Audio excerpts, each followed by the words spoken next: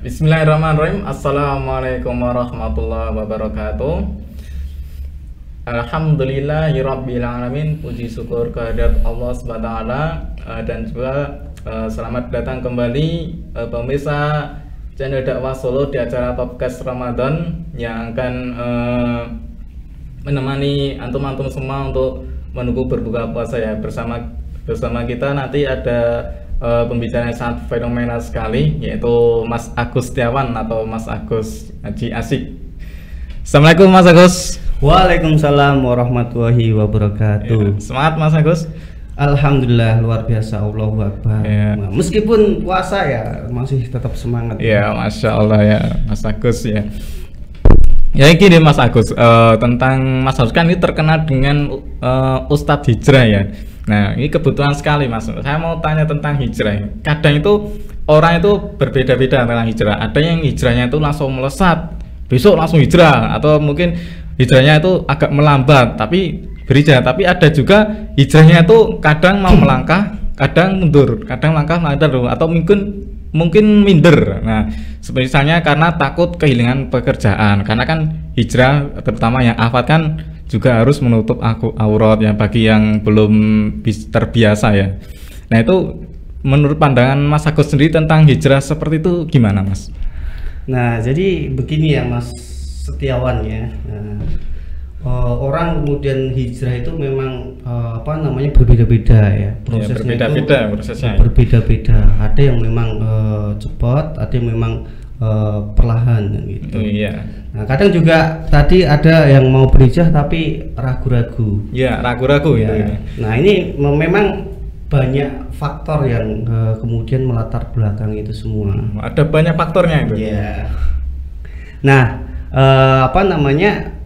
misalnya saja dia itu hijrahnya itu cepat kan gitu. Yeah. Orang itu dia merasa salah, kemudian taubat, dan kemudian dia melejit ya. Yeah. Nah, melejit. Nah itu biasanya dia di tempat yang tepat kan itu. Di tempat yang tepat. Nah, itu maksudnya gimana? Jadi ketika dia itu hijrah, yeah.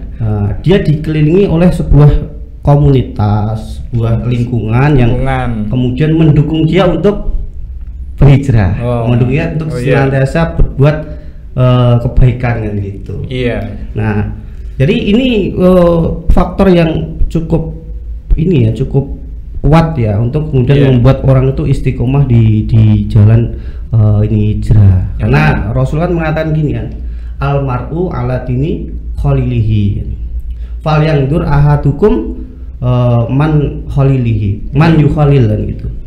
Seseorang itu kan menyerupai atau mengikuti agama seseorang, maka seseorang itu hendaknya melihat dengan siapa dia berkawan kan gitu. Nah, ini akan berpengaruh sekali. Ya, berarti teman itu sangat berpengaruh sekali ya. Iya. Ada contoh di masa dahulu nggak tentang masalah ini kan? Masalah apa? Tentang hijrah yang misalnya langsung melejit, yang dulunya misalnya yang hidup berjahiliyah terus ketika berhijrah langsung menjadi seperti super power gitu, atau mungkin superhero, itu ada nggak di zaman dahulu? Nah ini ya, jadi sebelum ke situ sebenarnya kita harus tahu sebenarnya manusia itu kan tempatnya salah ya. Jadi Rasul kan mengatakan gini, kullu bani adam khotoun wa khairul khotoina at-tawwabun. Jadi setiap Bani Adam itu ya pasti berbuat salah. Bani Adam ya kita lah gitu. Ya kita sebagai manusia. Ya manusia itu pasti sering berbuat salah kan. Dan sebaik-baik orang yang bersalah itu bertaubat, bertaubat kembali kepada Allah Subhanahu Wa Taala. Makanya di Jawa saja ini ada ini ya, menungso, menus kakean dosa. Jadi yang harus kita tahu itu ya. Jadi memang kita juga apa namanya sering berbuat kesalahan gitu. Jadi wajar saja sebenarnya ya. Ini ya menarik kisahnya Umar bin Khattab. Umar bin Khattab. Ya, Umar bin Khattab kan sahabat yang luar biasa ya. Ya, sahabat yang luar biasa sekali. Tegas, tinggi gitu. Bahkan andai saja ya, kurang lebih gini, andai saja kemudian ada nabi setelahku, ya ini Umar bin Khattab yang ini saking luar biasa. Tapi kan la nabi ba'da, tidak ada kemudian nabi setelah Rasulullah kan gitu. Nah, kisahnya begini.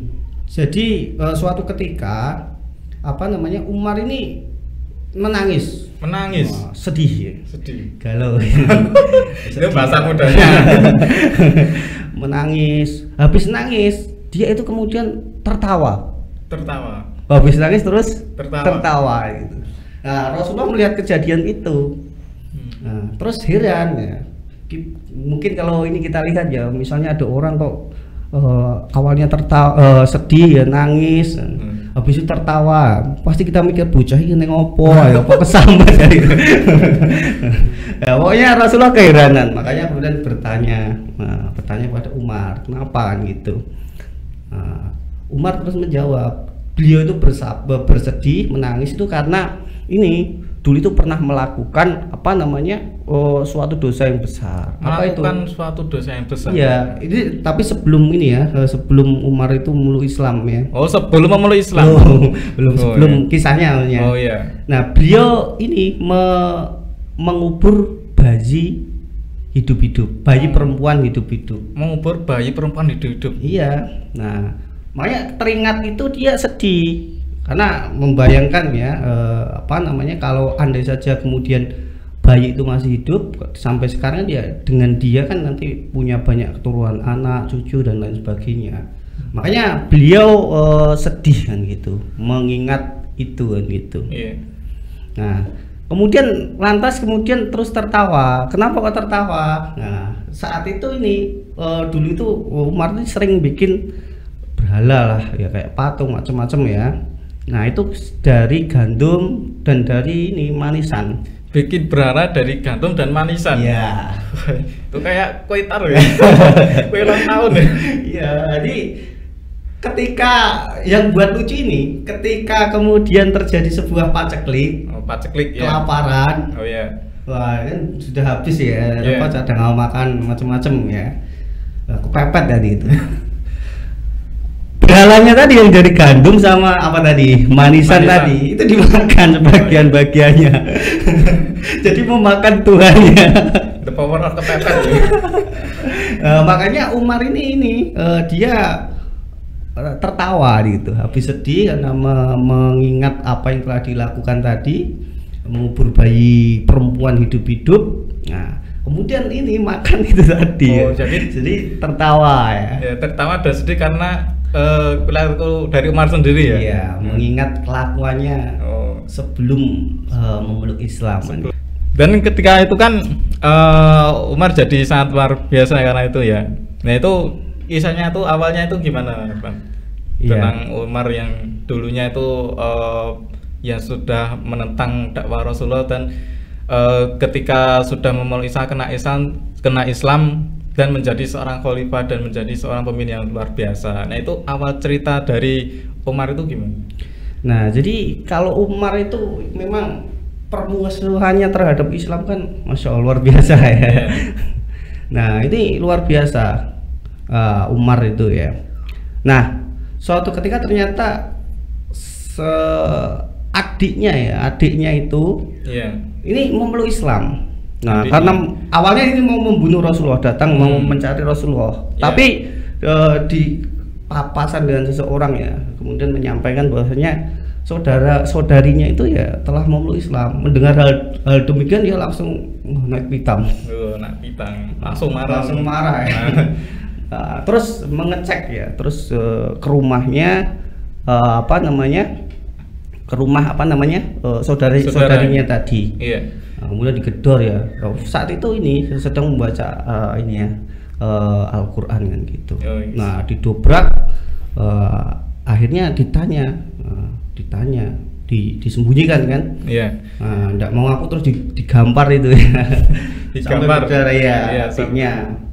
Ya melihat ini ternyata ya namanya manusia ya. Ini ternyata ya luluh juga gambar adiknya gitu.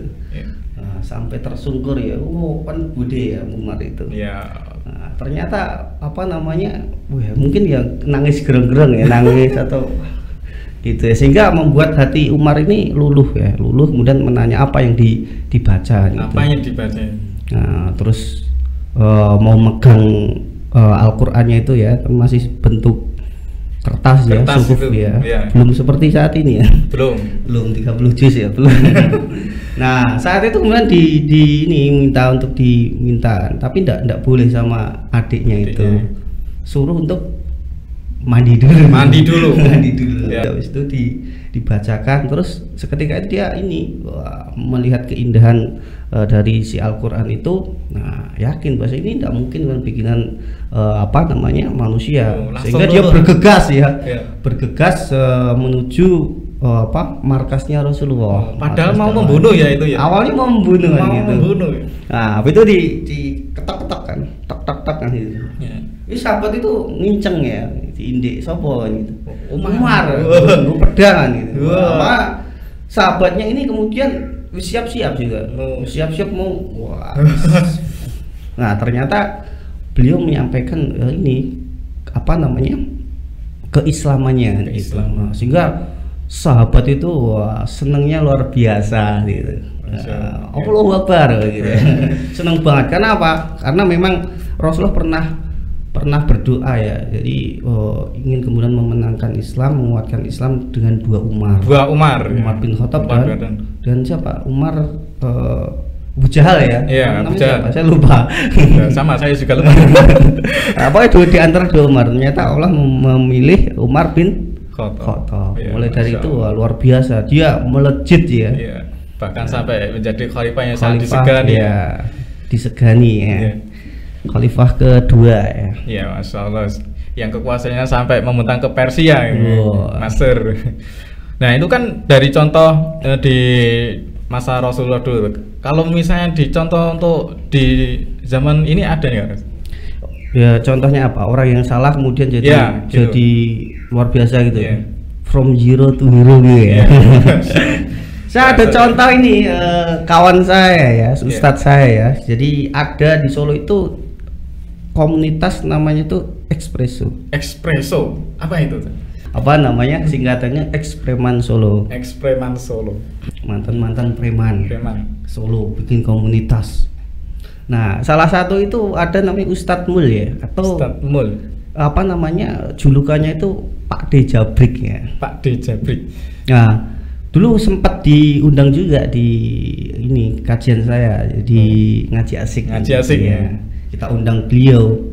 Nah, ternyata beliau Masya Allah pernah di penjara itu selama 7 kali. 7 kali di penjara. Nah, habis itu ternyata kemudian hidayah didapatkan. Masya Allah. Nah, dia kemudian juga ya ikut kuliah di Ma'had Abu Bakar.